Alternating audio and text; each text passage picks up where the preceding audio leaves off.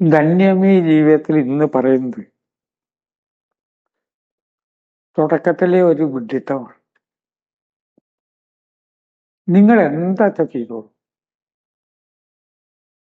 എന്തും ചെയ്യാം. അല്ല, എനിക്കിപ്പോ മോഷ്ടിക്കാൻ പോണെന്നാണ് തോന്നെങ്കിലോ, മോഷണം നടത്തിക്കോളൂ. വേറെ ആളെ കൊല്ലണം തോന്നുന്നുണ്ടെങ്കിലോ, കൊന്നോളൂ. ഏത് കാര്യവും നിങ്ങൾ ബോധത്തോടെ ചെയ്യുക.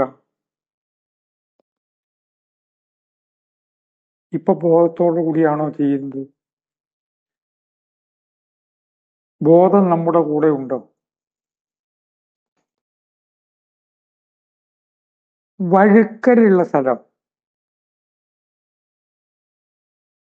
അവിടെ വഴുക്കലുണ്ട് എന്നറിഞ്ഞ് ബോധത്തോടു കൂടി പോകുമ്പോൾ പൊതുവെ വീഴ്ച കുറവുണ്ട്. നമുക്കറിയാം അവിടെ വഴുക്ക്. അപ്പൊ വീഴാതെ നടന്നു പോകുമ്പോ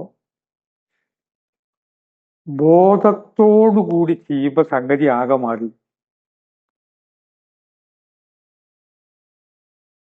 ഏത് കർമ്മവും ബോധത്തോടു കൂടി ചെയ്യുക.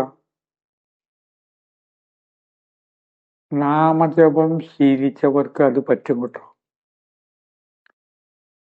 ഇതൊക്കെ പണ്ട് ഏതോ ഋഷിമാരുടെ കാര്യമാണ് ഇയാള് പറഞ്ഞത്. ഇപ്പോഴത്തെ ജീവിതത്തിൽ അത് പറ്റില്ല എന്ന് പറയരുത്. കുറെയൊക്കെ പറ്റും. ഒരു കാര്യം, ഒരു വ്യക്തി എത്രയോ ഗ്രന്ഥങ്ങളിൽ വന്ന ഒരു കഥ തിരിച്ചും മറിച്ചും പറയാണ്. കള്ളൻ അയാളുടെ കുറെ സാധനങ്ങളോ ഒക്കെ മോഷ്ടിച്ചു കൊണ്ടുപോയി. രാജകിങ്കരന്മാര് പിടിച്ചു, ഇന്ന ആളുടെ എന്ന് മനസ്സിലായി. കള്ളനെ പിടിച്ചു കൊണ്ടുവന്നു. ഇയാളുടെ സാധനമൊക്കെ മടക്കി കൊടുത്തു. ഇദ്ദേഹം പറഞ്ഞു, അതെന്തിനാ മടക്കി തന്നെ, ഞാൻ അയാൾക്ക് കൊടുത്തതാണല്ലോ. അങ്ങനെയാണോ? അത് നിങ്ങളിപ്പോ അയാളെ ശിക്ഷിക്കൊന്നും വേണ്ട. നേരത്തെ അയാൾ ഇവിടെ വന്നു, ഇന്നൊക്കെ വേണമെന്ന് പറഞ്ഞു. അപ്പൊ ഞാൻ അതൊക്കെ അയാൾക്ക് കൊടുത്തതാണ്. കിങ്കരന്മാര് പോയി. കള്ളന് കുറച്ചൊരു മാനസിക മാറ്റം. നിങ്ങൾ മഹാനാണ്, എന്നെ ശിഷ്യനായിട്ട് സ്വീകരിക്കണം. പറ്റുന്ന ഗുരുനാഥൻ ഇല്ലാത്തത് കൊണ്ടാണ് ഇന്ന് ഈ ജീവിതത്തിൽ ഈ ദുഃഖങ്ങളൊക്കെ നടക്കുന്നത്. പറ്റുന്ന ഗുരുനാഥൻ ഇല്ല. ഗുരുനാഥനെ നമുക്ക് തിരിച്ചറിയാൻ കഴിയുന്നില്ല.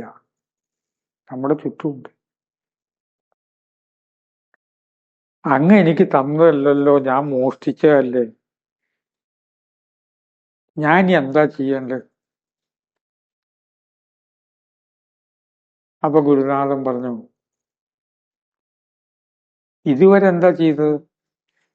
മോഷണം. ഇഷ്ടപ്പെട്ട കാര്യം മോഷണമാണല്ലേ? അതെ,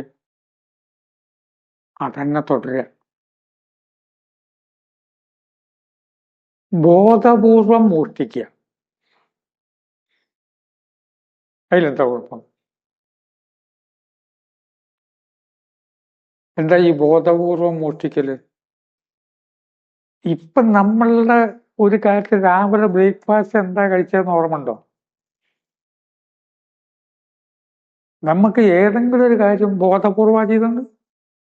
വീട് കൂട്ടിയത് മുതൽക്ക് 8 കർമ്മം ചെയ്യാനുണ്ട്. രാവിലെ എണീറ്റ് 8 കർമ്മം ചെയ്യാനുണ്ട്. ഒരു മകനേ ഉള്ളൂ. അവൻ ഇങ്ങനെ ഒരു തെറ്റിയിട്ടുണ്ട്. അവനെ ശിക്ഷിക്കുകയും വേണം. ആവർത്തിക്കരുത്. കൊണ്ട് കരണക്കുട്ടിക്ക് അടി കൊടുക്കും വേണം. അങ്ങനെ ഓരോ കർമ്മം ചെയ്തു, 6 ചെയ്തു. എടാ ഇവിടെ വാ, കൊടുത്തു അടി. അങ്ങനെയാണോ ഇപ്പൊ ചെയ്യാറ്? ദേഷ്യം വന്നിട്ടാണ് തല്ലണതേ.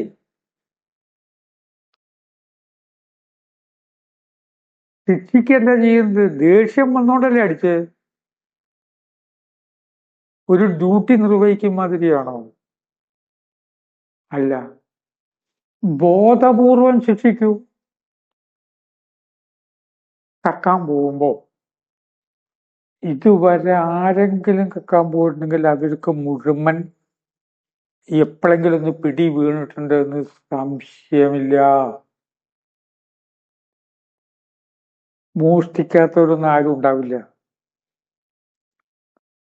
ചെറിയ ചെറിയ കൊച്ചു കുറ്റകൃത്യങ്ങൾ, മോഷണമൊക്കെ നമ്മൾ ചെയ്തപ്പം മുഴുവൻ പിടി വീഴും എപ്പോഴെങ്കിലും. അപ്പൊ ബോധപൂർവം മോഷ്ടിക്കാൻ പോകുന്നവൻ ഇത് ആലോചിച്ചു, ആരാണ് വീടിന്റെ ഉടമ? പാപ അയാൾ ഏതോ രാജ്യത്ത് പോയിട്ട് ബുദ്ധിമുട്ടുകയാണ്, പാറ പൊട്ടിക്കുന്ന ജോലിയാണ്. ആ കാശിന്റെ സമ്പാദ്യമൊക്കെ വീട്ടിൽ കൊണ്ടു വെച്ചിട്ടുണ്ട്. ഞായറാഴ്ച മകളുടെ കല്യാണം. ആ കാശ് വെട്ടിച്ചെടുക്കുന്നത് നല്ലതാണോ? ചിന്തിച്ചു. ബോധപൂർവം നീങ്ങിയപ്പോ എന്തായി? മോഷണം വേണ്ടാന്ന് വെച്ചു. സിഗരറ്റ് വലിക്കുമ്പോ സിഗരറ്റ് പാക്കറ്റിന്റെ മുകളിൽ തന്നെ ക്യാൻസർ വന്നവരുടെ ചിത്രങ്ങളൊക്കെ അതിന്റെ മുകളിലുണ്ടെന്ന് പറഞ്ഞിട്ടു. അപ്പൊ സിഗരറ്റ് വലി ഒരു കാലത്തും ഇല്ല. പണ്ടൊരു 17-18 വയസ്സിൽ ഫാഷനാണ് കൊണ്ട് പാസിംഗ് ഷോ എന്ന് പറഞ്ഞൊരു സിഗരറ്റ് ഉണ്ടായിരുന്നു. ഒരു ഭാഗത്തൊരു കട്ട കെട്ടിട്ട് അതിങ്ങനെ കത്തിക്കൽ. അതിന് 10 പൈസയുടെ വിലയുണ്ട്. 10 ഇല്ല, 5 പൈസ. ഇപ്പൊ വില എത്രയൊക്കെ വളരെ കൂടിയിരിക്കുന്നു. അപ്പൊ സിഗരറ്റ് വലി നിർത്താൻ ഏറ്റവും നല്ലത് സിഗരറ്റ് വലിക്കുക. ഇപ്പൊ ഒരു സിഗരറ്റിന് വില. ഈ കാശ് എടുത്തു വെച്ചാൽ നല്ല കാര്യങ്ങൾ ചെയ്യാവുന്ന. മാത്രമല്ല ഇത് പുകയില ഉൽപ്പന്നം. ഇത് ഇന്നെ സൂക്കടുണ്ടാക്കും. ആ രോഗം വന്ന് ഹോസ്പിറ്റലൈസ് ചെയ്താൽ പിന്നെ മോചനത്തിന് 2 ലക്ഷം ഉറുപ്പിക ഇല്ലാതെ വരില്ല. ചിന്തിച്ചു. ബോധപൂർവം സിഗരറ്റ് വലിക്കാൻ തുടങ്ങുമ്പോൾ ഒരു സിഗരറ്റ് മുഴുവൻ വലിക്കില്ല. ഇതാണ് ബോധപൂർവം ചെയ്യുക എന്ന് പറഞ്ഞു. ആ ബോധപൂർവം ഓരോ കാര്യം ഒന്ന് ആലോചിക്കുക. ചെയ്യുന്നതൊക്കെ എന്റെ വ്യക്തി ആ വ്യക്തിയുടെ കരണക്കുറ്റി കടിക്കാനാണ് ഇപ്പൊ പോണത്. ബോധപൂർവം ചെയ്യുക. കരണക്കുറ്റി കടിച്ചാൽ അയാൾ വെറുതെ ഇരിക്കുമോ? അയാൾ വെറുതെ ഇരിക്കില്ല. അയാൾ പോലീസ് കംപ്ലൈന്റ് ചെയ്യും. അയാൾ പോലീസ് കംപ്ലൈന്റ് ചെയ്തിട്ടുണ്ടെങ്കിൽ വേറെ പ്രശ്നങ്ങൾ ഉണ്ടാകും. അത് നമ്മുടെ ജീവിതത്തിനെ ബാധിക്കും. ആ ജീവിതത്തിനെ ബാധിക്കുമ്പോൾ ബോധപൂർവം എന്ത് സംഭവിച്ചു? വേണ്ടെന്ന് വെച്ചു.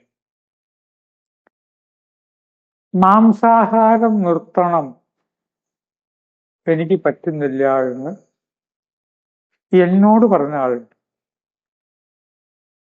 ഞാൻ മാംസാഹാരം കഴിക്കാറേ ഇല്ല.